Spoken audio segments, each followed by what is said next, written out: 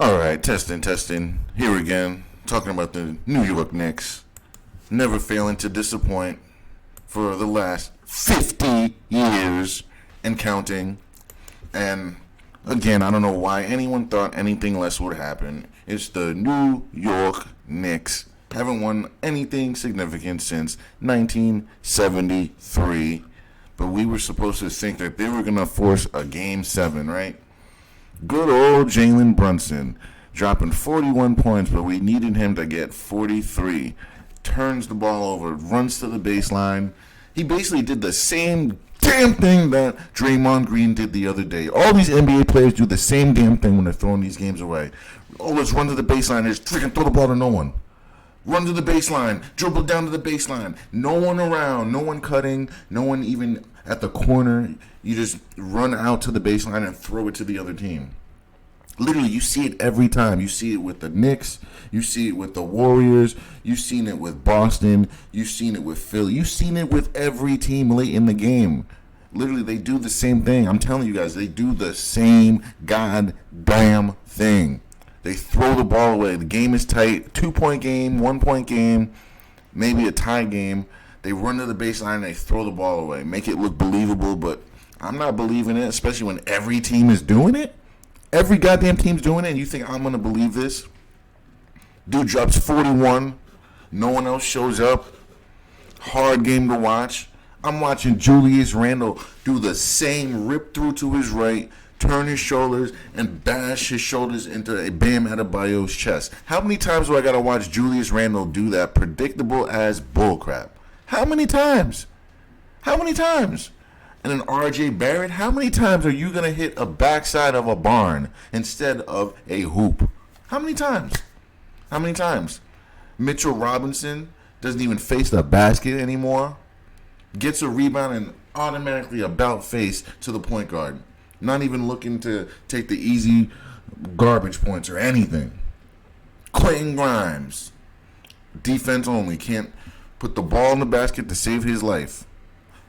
Josh Hart. If there was a picture with someone with the name next to the name inconsistency, it should be Josh Hart. Josh Hart is the most inconsistent mother effer on this planet. Josh Hart. I remember when he was on the Lakers on their championship basket, bringing those problems over to New York. Now we got Hartstein. Oh, yeah. This team, man, this team is not anything that's going to be doing anything special at all. This team is not a championship team. You literally have to get rid of Randall, R.J. Barrett. Those players are not playoff players. They are regular season players. That's the best you'll get out of them. You're not getting anything more from them. They've shown that they can't perform in the playoffs. We've seen Julius Randle on the Lakers. He can't play in the playoffs. He can't. This isn't him. They're trying to force us to think that Julius Randle and R.J. Barrett are these premier players. They're not. They're role players at best. Julius Randle has always been a role player. Now you throw him in our face as a star player? No. The man can't use anything but his left hand. He can't. Him and R.J. Barrett, they're allergic to their right hand. Every time they go to the basket, left hand. They can't use their right. They're not ambidextrous. So what do you do as a defender? You force them right. And that's what they did, Miami. The only person that was consistently able to get to his left and any side they want was Jalen Brunson, which is why I'm not giving him a pass on that turnover late in the game. Because you're able to control the pace. You're able to get to your spots. You're able to do whatever the hell you want. And now you're throwing the ball away with the game on the line.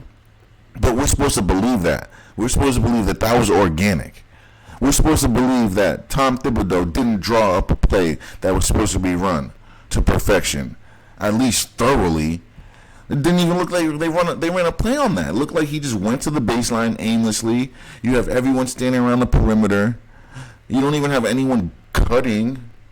He literally just threw it across the lane, something you're taught never to do in high school. Literally, your high school coach would be telling you never throw across the lane, ever. But you're doing it in the NBA? It's okay now, though, right? And then I'm going to have the fans coming out the woodwork. Oh, he was trying to look for the cutter. Oh, he never came. Oh, you don't know what you're talking about here? You're going to be defending this crap? There's nothing to defend. It's the New York Knicks. This is what they do. This is what they do. When you need them the most, they're going to disappoint you. This is who they are. Why would you think they're anything else? Yeah, this is New York for you guys. This is going to be New York for the next 10, 20, 30, 40 years. I don't think I'm going to see a championship out of them while I'm alive. While I'm alive. It hasn't happened since I'm alive. Why would I think it's going to happen anyway? Why would I? The NBA gets money from New York no matter what they do. They don't need a championship out of New York. Why would they even try to make that happen? It's overkill. They actually make more money from the Knicks when they're losing. Because it's called false hope. That's what it's called. Yeah, you sell the fans a dream that's never going to come. Yeah, it's called false hope. You build a team that's just good enough to make the playoffs, but not ever good enough to win it all. And you tell the fans, oh, we're working on it, to soon find out the team gets broken up 5 years later, and now you're a 20-win team. That's what New York's been doing for the last 50 years. 49. That's what they've been doing. Bro, I'm supposed to think things have changed. Huh?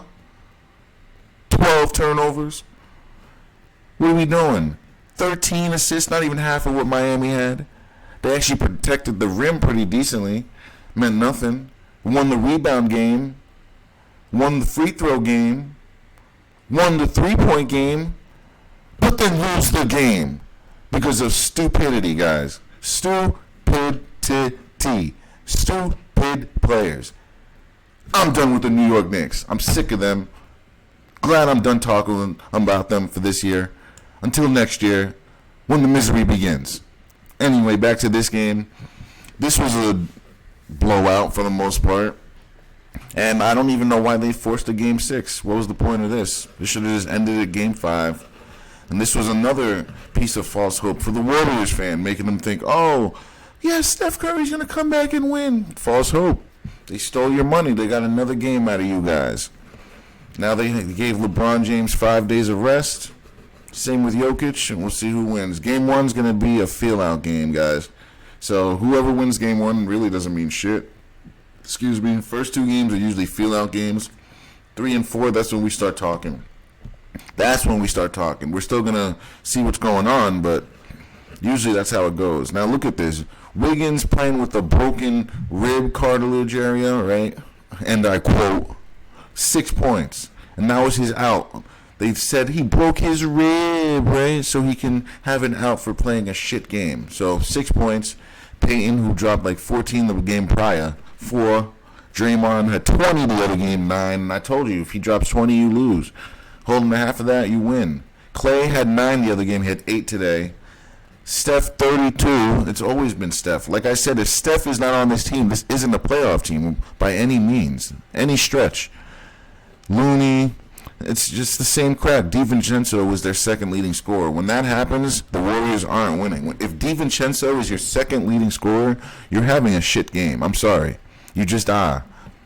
So I think it's time. They got to make some moves. I think Klay Thompson, he's washed up.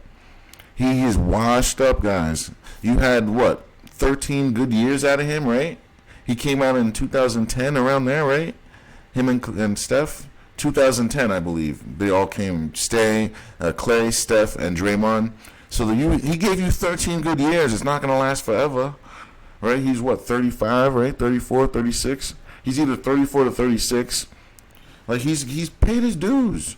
See what you can get out of him now. There's a team out there that'll give you something for Clay. Like, I know Steve Kerr, he wants to be loyal to his players, a guy that he drafted. I get it. Like, I understand fully, but it's a business, man. It's time. You can get a younger version of Klay Thompson, someone that can do what he does, but give you more on defense and has more legs under them, more juice. Steph Curry's still at the top of his game somehow. He's going to be 36 next year. But unless you see any drop-off, you just got to roll with him. He's still one of the best top 5 player in the league. Klay Thompson, he's not what he was 5 years ago, 10 years ago at all. He's just not that guy. He can't run the floor anymore. He just doesn't play as good at defense. He doesn't have legs under him to shoot his shots late in games. He's just not who he used to be, man. I used to love Clay, man. But Clay is done, guys. Let's just call it what it is.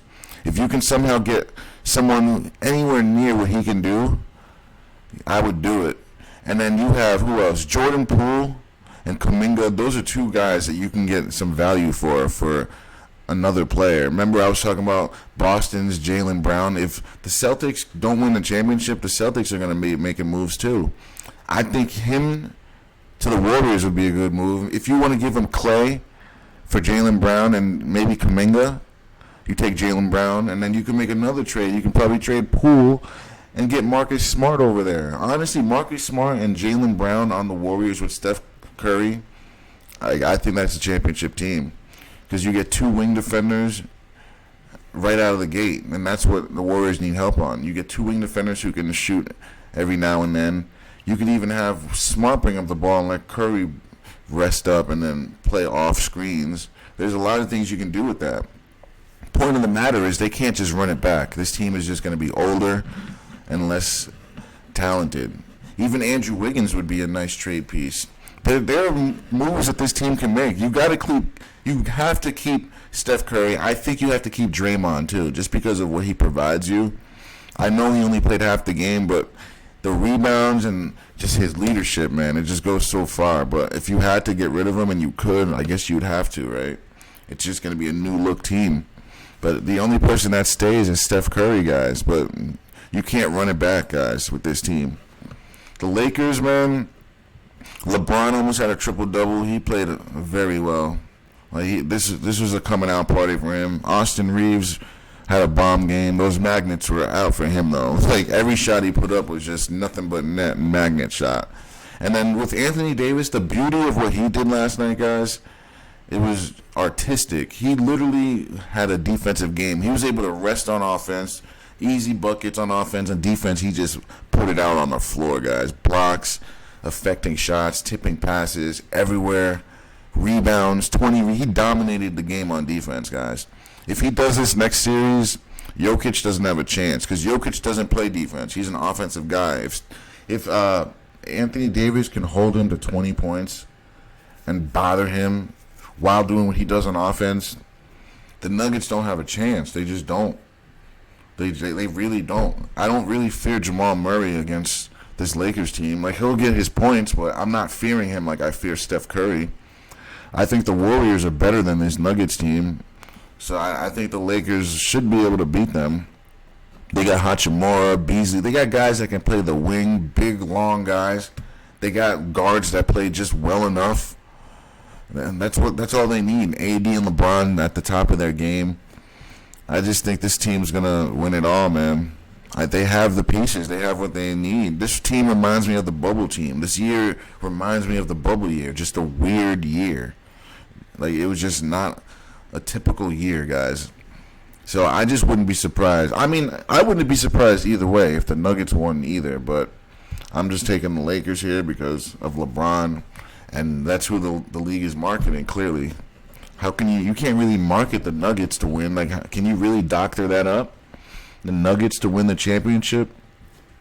I guess you can, but there's not really that many marketable players on that squad. It's a good team. They play very good team ball, but there's no stars except for Jokic, and there's no one that you really can hang your hat on. Like, this is the face of the league.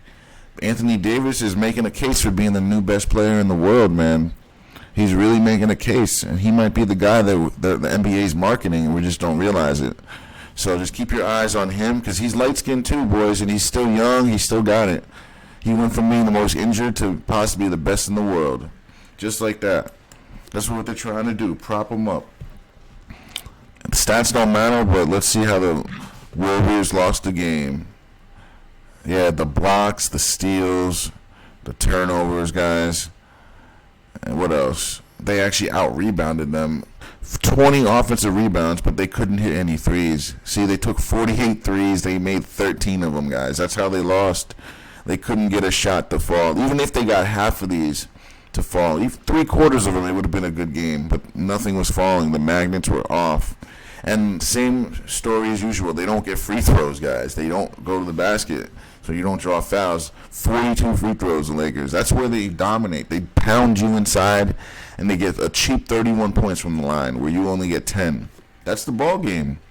And that's how they have to play next series. Physical. Don't fall in love with a three-point shot. Pound the Nuggets inside. Pound them, and pound them some more. That's how you win the ball game. If you fall in love with a three-point shot, the Lakers are not good at it and they lose. And that's how they'll lose the game. If they want to win, they do it the other way. And I'll keep you posted on the Boston game that will happen tomorrow. And eyes will be close on that television. We're going to see loud and clear who the NBA wants to be in the championship. Even though I think Miami is going to have something to say about that. But honestly, Philly should win this game. They're the better team. They have the better coach. They don't have, I don't know, they have the MVP guys.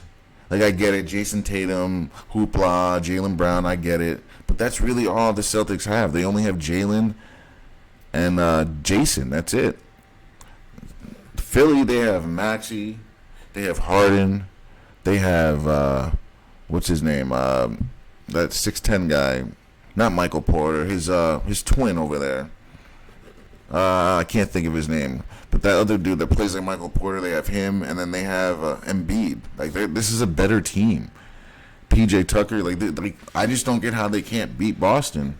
They should be able to. Like, I get Boston's talented, but Philly has the size, and they just have a lot of players, man. I just don't get it, man. This is more of an indictment on Doc Rivers. Like, you can't get this team to beat the Celtics against a rookie coach, man. Like, your old team. Like, come on, bro. Step it up. Step it up. But I'll keep you posted. Thanks for watching, guys. Don't forget to like, share, and subscribe.